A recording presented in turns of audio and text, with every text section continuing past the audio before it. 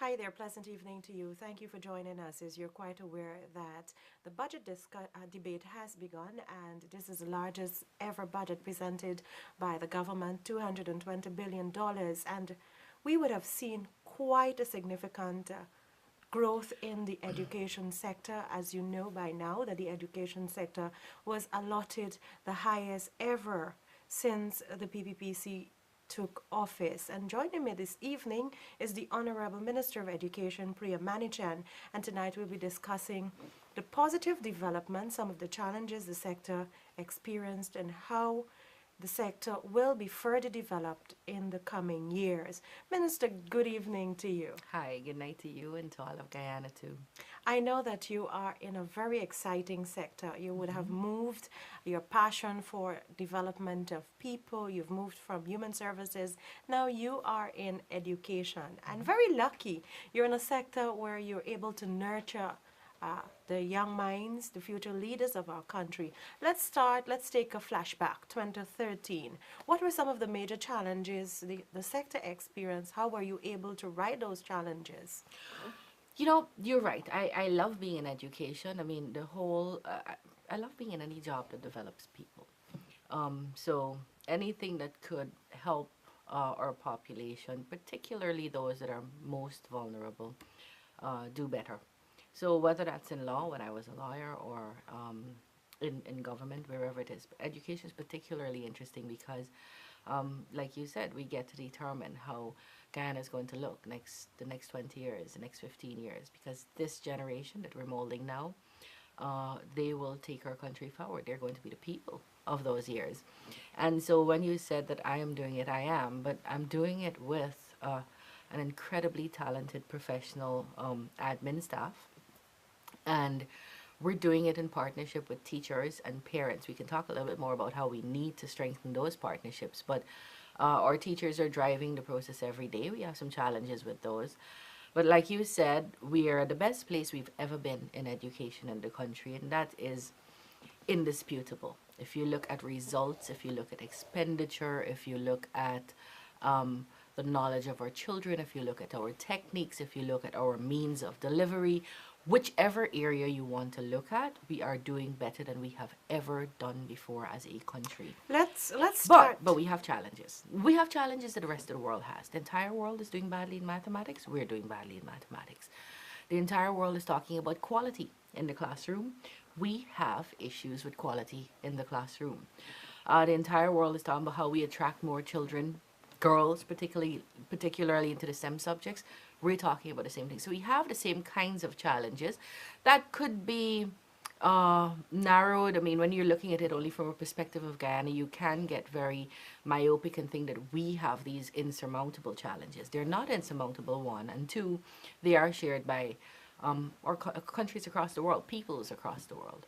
Let's start. I love the fact that you've mentioned the vulnerable children. Let's start with the Harold Davis School for Differently Abled Children. Lots of money, and the Ptolemy Reed Center. Right. Lots of monies were injected into these two areas last year. Tell us about some of the developments. Are you pleased with the developments and what will be done for these children? Because we heard the Honorable Valda Lawrence, APNU Member of Parliament, calling for more funds, more resources to be allocated for this particular vulnerable group. Yeah. Is Well, this you know what? And for me, all children, simply because they're young and they're helpless and they are weaker because of their age, all children are vulnerable, and anything that is done to take away from them the best that they can get is a crime, in my view, against them. Um, it is a horrific thing that anyone can do. And so we all have to join hands across the country, across the sectors, to make sure we do what we can to give them the best. uh, Persons with special needs, particularly special needs in education, that's going to receive specific attention from us. We just spent a significant number of months traveling the country, talking to disabled people, talking to schools, talking to teachers, talking to parents, talking to other stakeholders about how we can meet the needs of children with special education needs. That was public, that's national, that was in the papers several times. We have formulated a plan. We're about to, assuming the budget is passed, implement that plan, and we want to do just that, provide more for the needs of our children with special needs. That is not going to be an easy task. Teachers are, we are looking at how we can train all our teachers to deal with special education needs. We're looking at how we can specifically cater for making sure children with special needs can enter the workforce. So more practical things. We're looking at how we can make the profession teaching in special schools attractive. We're looking at how we can partner with parents to make sure these children maximize all that the potential they have. So there are a series of things we're looking at. If you, as you may know, we just last September there was the School of the Blind. It was not good. Conditions there were not good, but we went about finding funds to start another school, and we started that September gone, so that's a pleasant thing. We have appointed a special person to deal with education needs. We have a whole department. So for me, this is a hugely important So we can aspect. see perhaps a reformation of the curriculum for Well, children who are the differently thinking, able? the research in the world says that the best thing to do is to integrate children who have special needs into a regular classroom as far as that is possible. But what we have to do is to make sure the regular classrooms, the classrooms that have not before catered for children with special needs, and that's what I meant by regular, that those classrooms now can cater for these children with special needs. The research in the world says that the children with special needs, as well as the children who are not yet diagnosed or who don't have special needs, both benefit from that integration. So we're looking at how we can do that. The like I said, how do we screen all of our children by the time they hit grade 1? How do we partner with the Ministry of Health to make sure we can diagnose and pick up and address issues like poor eyesight, lack of hearing before they become problematic? How do we have right now the ability to assist students at CXC or NGSE or any other exam with interpretation, or helping to write, or giving them more time, or creating exams specifically for them if they have issue depending on the disability that they suffer from. And we've been making that public. We've sent letters out to every single teacher, head teacher, over the last couple of months, saying please make sure you know this service exists and that you use it for any child that needs it. So there's a lot of work going on in that area. As a country, we have passed the Persons with Disabilities Act, and so every new building we build in the Ministry of Education, we're complying with that act, which says they have to have ramps and toilets, facilities, and so on that are friendly to the disabled. So those are things that are being done consciously for our children with special needs. Brings me to another group, the children of the hinterland. And I just want to touch a little bit that was raised in Parliament, the Sand Creek Secondary School. There are claims that the school was not constructed properly, and I know that the ministry and you and your team, you're very persistent to ensure that the best is given to the children.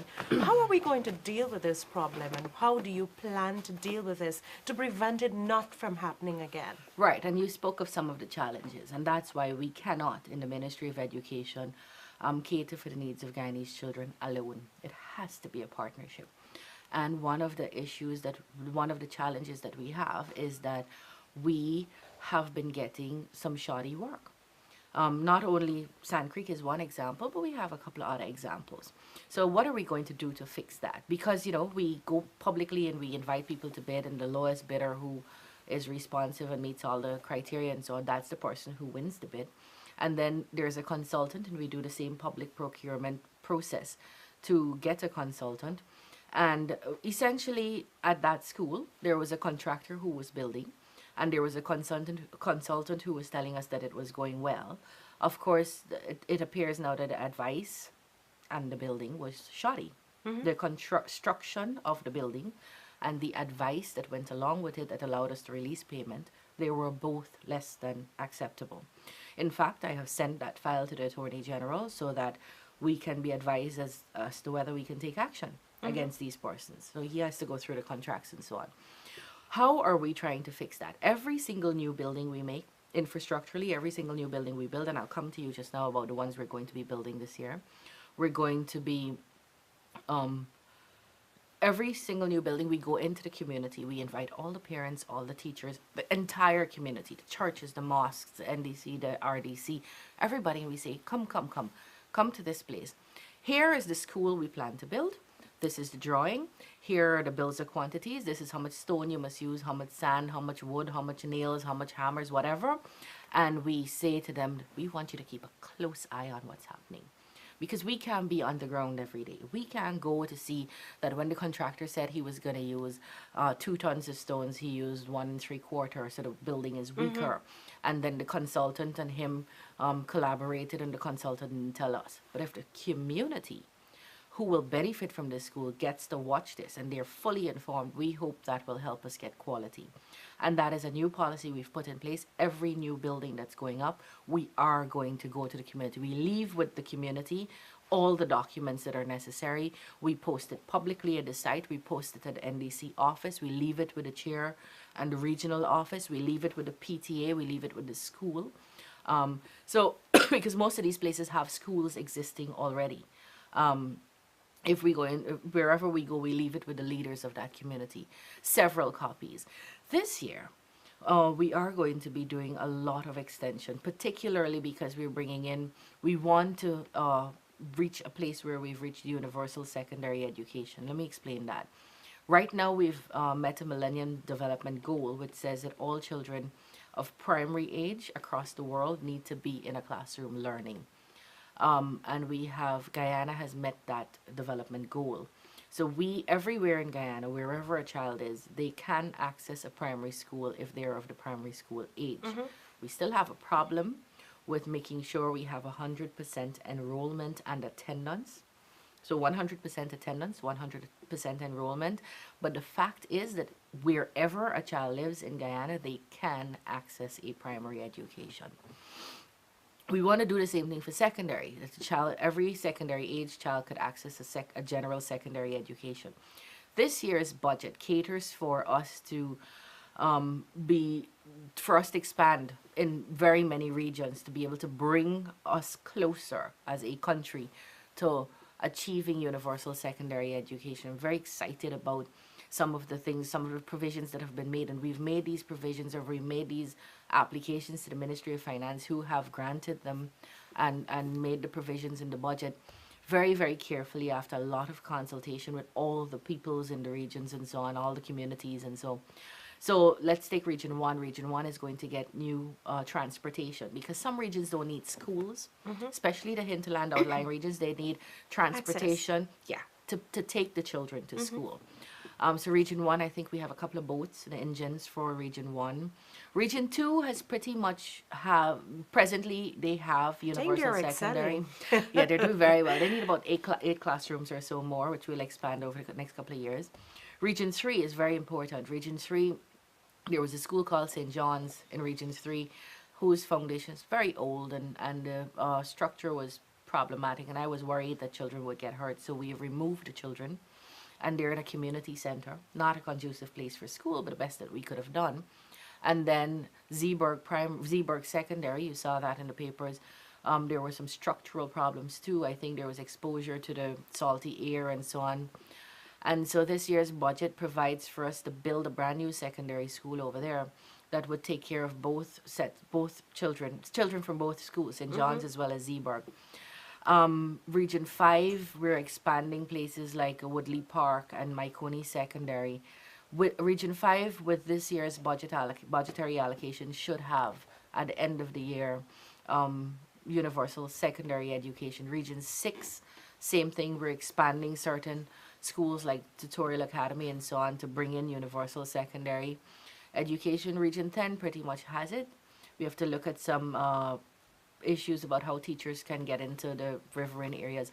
So once this budget is passed, Region 9, like you said, we're trying to fix Sand Creek. We're extending the Madhya Secondary School to cater for more children.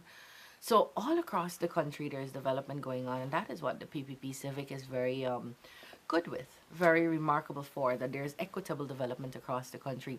So, but the budget has to pass. If the budget doesn't I know you're pass, very passionate about allowing children to have their rights because we are signatory to UNICEF Convention on the Rights of the Child. but not only because we're signatories, but because we learn from them when we hear. We hear what would meet their needs, and then we match it with what our experience says is good and our research says is good, and we get a really good combination of what works. How embracing is this year's policy in terms of establishment or strengthening student governments in the school system? It's something we're working very hard at. We started talking earlier about partnerships. It is very important that we have parents fully involved in their children's lives. If you look at the students who do very well, they're not necessarily wealthy, very rich, or very worldly, but they're children who have parents who stick by their side, who get to put them in the evenings and study, who make sure their meals on the table, not fancy meals, but meals, who make sure they go to the PTA meetings. These are the parents, these are the children who are doing well. And we do need that kind of partnership if our children are to dream and be all they can be. The Ministry of Education alone cannot do it. We have to get the partnership with parents and teachers. And the we have seen more involvement, but still not as much as we would like to see. We just did a research, a very small, limited research, about what children know when they come into nursery school. So this is before the ministry has them, before they're in formal education. And it is startling that only 30% of the children know what they should know. So things like shapes and basic colors, they don't yet know that. And that may very well be not because parents aren't interested, but because, one, they don't know what their children need to know, and they don't know how to use their environment to teach that. So a parent, I did not know my child needed to know what her birth date was. So maybe we've fallen down on that at the Ministry of Education. So we have to tell parents what are the things you need to do, and you can help your child, and here is how you can use your own home, your own situation. We don't have to go by charts. You can tell you can teach your children green by saying, there's the green grass, the green trees, the blue sky. So you can use what's around you. Within the environment. Bring the red bucket. Here's mommy's orange dress. You can teach, but parents may not know what the children need to know, and that's our fault, and how to use their environment to teach it. So we are trying very hard. This year will see us interacting a lot more with the population, adult and children population. So you'll see us, we're on Facebook, where we can reach masses, the people who are on Facebook. We're going into communities a lot more. We are going to be talking to parents through any means we have. We have a new website we're about to launch, and that is going to have not only all our policies online and textbooks and papers and so on, but it's going to have past papers, past exam papers. We want it to be interactive. We want, it's going to have interactive tests. So you do a test and then we send back to you your results. Very interesting. All across the primary grades for now. We're going to get to secondary over the year. And then we are going to have a chat where the Minister of Education and senior officers are going to sit down every Thursday night from 7:30 to 9 and talk to the entire population, whoever wants to talk to us, on specific issues. So we can talk about corporal punishment, we can talk about buildings, we can talk about teachers, we can deal with these challenges that we have together. How do you hear plan, from everyone? How do you plan to use the medium of the Learning Channel more? That's just it. The Learning Channel is going to be able to tell parents, just like I said just now, we may not have been telling parents all that they could be doing with their children. So we'll have to look at the Learning Channel to make sure. I think it's done great work so far. Incredible work. In fact, the Guyana stands proudly as the only country in the Caribbean who has a Learning Channel dedicated to teaching and learning. And it's led by Dr. Sita Roth, and she's excellent with programming and so on. But wherever you are, whatever we do, there's always room for improvement. And so we have to look at timing of programs and how we can make things more relevant to Guyana, not relevant. There are things that are relevant, but how we could make programming a little bit more local. So we're looking at some of these things right now Positive as we speak. development for the University of Guyana. Tell us more about that. University of Guyana. The University of Guyana has these like a really nice project going on right now where all of the, I think it's about 17 different curricula are going to be reformed, reviewed and reformed if necessary. We are looking at and rehabilitating 14 of the buildings that house the technology STEM courses, science and technology. We are allowing for paying for have grants for Forte research to be done in areas that are relevant to Guyana and our leadership in climate change and so on. Then we have the university is going to be having online courses. Hopefully that Are comes these on board this year. undergraduate courses or would be postgrad There courses? would be a series of different, I think they're finalizing that now. The university is led by a council, it's governed by a council, and that council is determined by law. So the Ministry of Education, the government has the pleasure of providing the finances for most of these things, but we don't have direct control over what happens in the University of Guyana. Of course, the leadership is needed because, you know, if you don't have proper leadership, then you don't get these grants and so on to do these things. So a lot of work is being done in the ministry. We want to do this year, begin a hinterland education improvement project where we are going to be looking at every single hinterland region and area, sub-regions, areas within the region to see what are the gaps. So we have schools. Do we have enough teachers? Do we have enough trained teachers? If we don't, are we catering for the teachers to come in? Do we have housing for them? And then how do we make sure that over the next few years, this village could produce children who are qualified and eligible for training as teachers? We want to have an in-depth look at that. That's something we're going to begin. Again, we need the budget to pass before we can do that. We need people who care about the hinterland people to make sure that they don't cut that budget. So that we can bring and deliver these things, because you could say what you want. These things cannot be delivered without money. They have to have money. They have to have a vision first, a desire to see this change, and then funding to make sure it happens. You've mentioned a very important point here, building capacity development. Our country is poised for massive development. Technical vacation has been big on the agenda for the government, and the partnership between the private and public sector. How is that working quickly? TechVoc education is recognized now globally to be something that is absolutely necessary for it to cater for the emerging economies that are going to be coming up around the world. We have more than 3,000 students who are enjoying and benefiting from the very many institutions we have. We've just built two multi-billion-dollar, million-dollar institutions at Lenora, at Maikoni. So we have in regions 2, 3, 4, 5, 6, 10. We have institutions, TechVoc institutions, where our young people can go in and leave with a skill, leave with many skills, competent in many skills.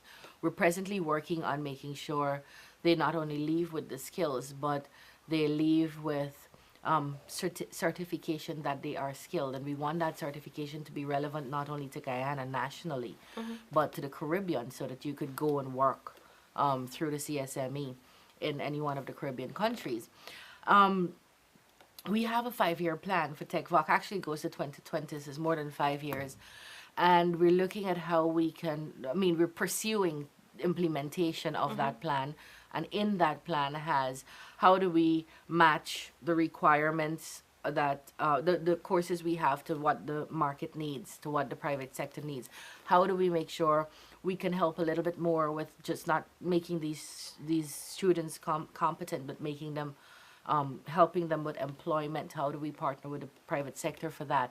How do we match the needs of the country? How do we make sure we're prepared for when we find oil? How do we make sure that we are prepared for servicing the new economies that are going to come come up or that exist right now and need bolstering. There has Those are been some of call the. quickly. There has been call by the Honorable Sidney Alicock of APNU for the construction of the Latam Technical Institute. Anywhere in the pipeline? Of course, we said that already. He knows that.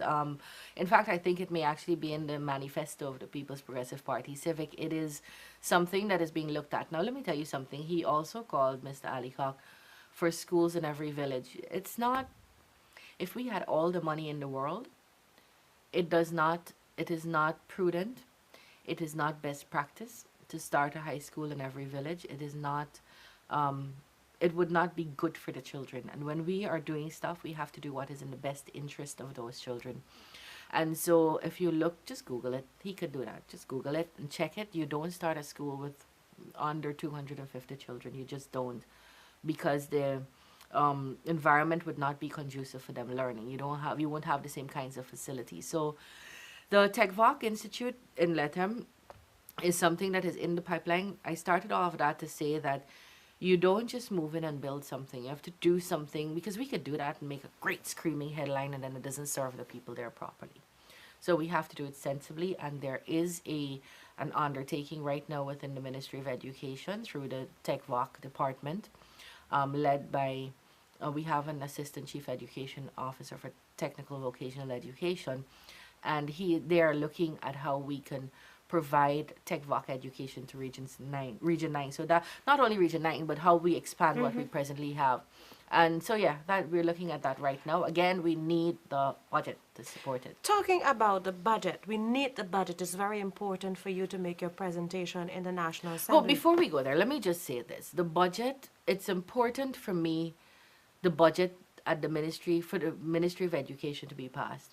So it's important for us to be able to give every child a meal from nursery to grade 2, which is what we do, a snack or a meal. It is important for us to be able to help parents to put their children's uniform together by giving a uniform grant, to help parents to send their children to school. We have this new initiative that where we're giving each child $10,000, each child. So if you have 4 children, that's $40,000. And that is to help you equip your child for school, whether it's school clothes, whether it's transportation, whether it's to help you with meals. So not cutting the education budget would be great, because we would get these things, but not to cut the education budget. So to give us all the money we ask for in education, but to cut the Gaisuko's budget, the 6 billion intended for Gaisuko, means that you give us the ability to feed these children, but you take away from their parents the ability to help them, to give them the other 2 meals. Because where you have workers at Gaisuko, all those 120,000 families will be affected if we don't give, if they cut the Gaisuko budget. And we've heard that very clearly from the opposition. Ramjatan loves to use his scissors hand. He said clearly the other day they're going to cut it. If you take away from all the workers of Gaisuko the ability to feed their children, the ability to support them, then you're taking away from them the ability to educate their children properly, because the education budget alone is not going to be able to work to do what we want to do at the Ministry of Education and as a country, to equip those children for a good life. So it's very important that we pass. You know, if we ever had any doubt about whether investing in education works, then we really only need to look at the statistics. The PPP Civic has always been very, very firm that investing in people through the social sectors is an investment in our country, and it has shown. This year's budget, 40% of this budget, the national budget, the whole budget is going to be spent on the social sector. That is, I think, 13% is going to be spent on education alone. In 1992, we had 5% of the national budget, a much smaller budget, but we're not talking about a nominal value. Let's talk percentage here. They thought educating the country's children was only worth 5% of the budget. Last year, 15.9% of the national budget was spent on education. Now let's look from 92 to 2013. What are the results? In 92, we were getting results like 8% pass in math. I think it was 18% in English. In 2013, we got 45% of our children passed English. So you see that development. And if you look for the last 5 years, in 1992, when we had 5% of the nation's resources being spent on education. We had, I think, 30% trained teachers, a little bit more. In 2013, 70% of our teachers are trained. The more children are more likely to get a better education, better teaching, able to learn better if we have a trained teacher in front of that classroom. And so putting money into the education sector has always been important for the PPP Civic, and it has shown results. Finally, Minister, as we wrap up, last Friday, that's yesterday, April 4, we had a very unfortunate incident in the National Assembly where you were not able to make your presentation. The Assembly has been adjourned until Monday. Do you have any optimism that you'll be able to make that presentation? Well, look, this thing is just a very unfortunate incident that is being used by the opposition, I believe, to stop the budget's process. What happened is I made a heckle in relation to a matter that an opposition member was speaking of. Let me just say for the people of Guyana, heckles happen a dozen a minute in the National Assembly. So on any given sitting, you'd have more than 100 heckles, most of the times coming from the opposition benches. So this is not something that is abnormal. There was nothing wrong about heckling. That resulted in some other issues. The speaker asked me to apologize. I didn't think there was anything to apologize for, as well as the fact that I thought apologizing would really compromise my own principles on a particular issue, rape of children, to be specific. The speaker since ruled that, commendably, that he was mistaken when he misinterpreted my heckle, and he lifted the ban that was placed on me, and so I was allowed to speak. Now, this didn't happen. All of this happened. I said something, then we met with the speaker, Mr. Shearer, the speaker, on behalf of the APNU, Mr. Herman, and myself, and we agreed with what I would say, so that the ban could be lifted. And we kept our end of the deal. I said that. The ban was lifted. The speaker did what he was supposed to do. And now the APNU is reneging on that arrangement, which is just really an unfortunate exhibition of how not to trust people, of how untrustworthy they are. What is essentially happening here, I have said very clearly that I was not referring to their MP when I made that, their sitting MP when I made that comment. I said that from the floor. I have said that in public posts and other publications that are public, that I was not referring to their MP, and I say that again, I was not referring to their MP. So what really is the problem here? There really is no problem. There should have been no problem last night. There were no problems over the last 2 days. The MP has since resigned because of his issues with APNU, not because of anything to do with us.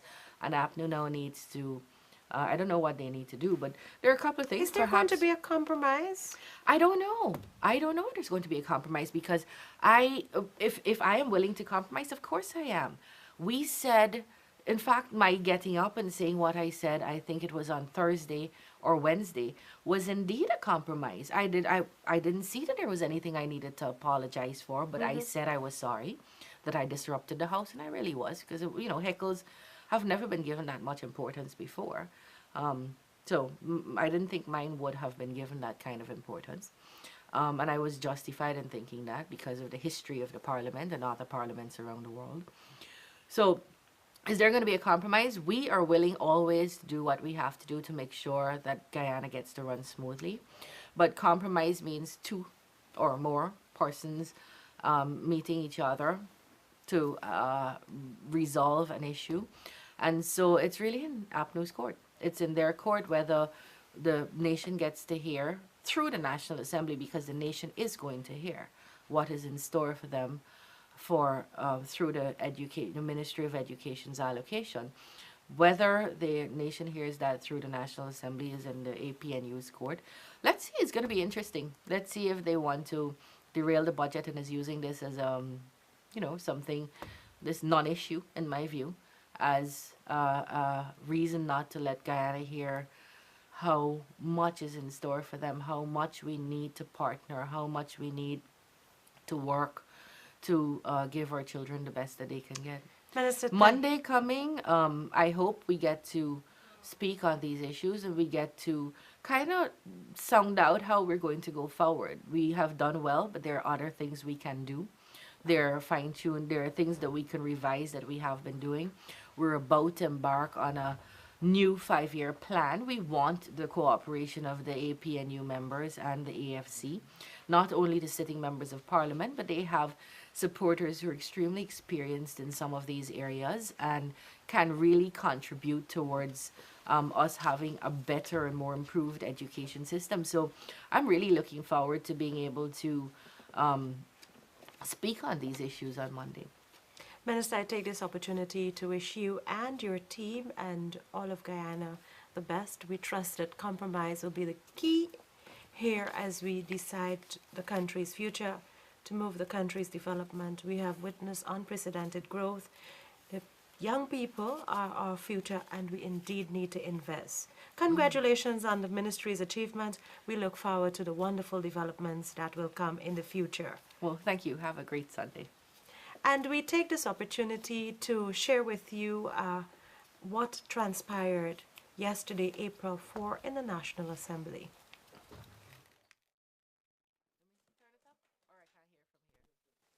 Thank you, Honourable Member. Honourable Member, Ms. Priya Manickchand.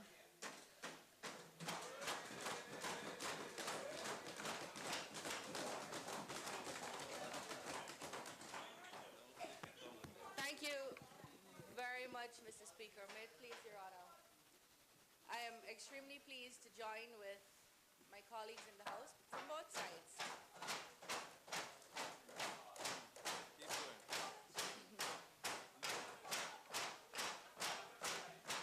Honourable Members, order.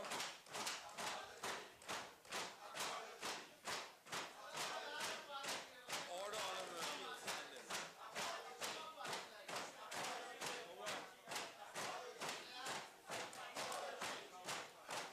Order, order.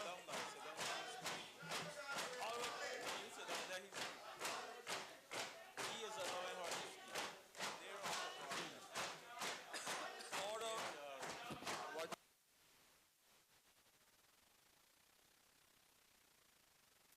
Well, that was an excerpt from Parliament, April 4, 2014, and I think that was just the final presentation and Minister Manichand's attempt to present in the National Assembly the plan for the Ministry of Education for 2014. We trust that good faith will prevail on Monday when the National Assembly adjourns. Minister will be able to have completed her presentation, and we prepare on Wednesday for the debates on the estimates. Thank you for joining us, and remember, we continue with more on parliamentary coverage right here on NCN. Thank you. Good evening.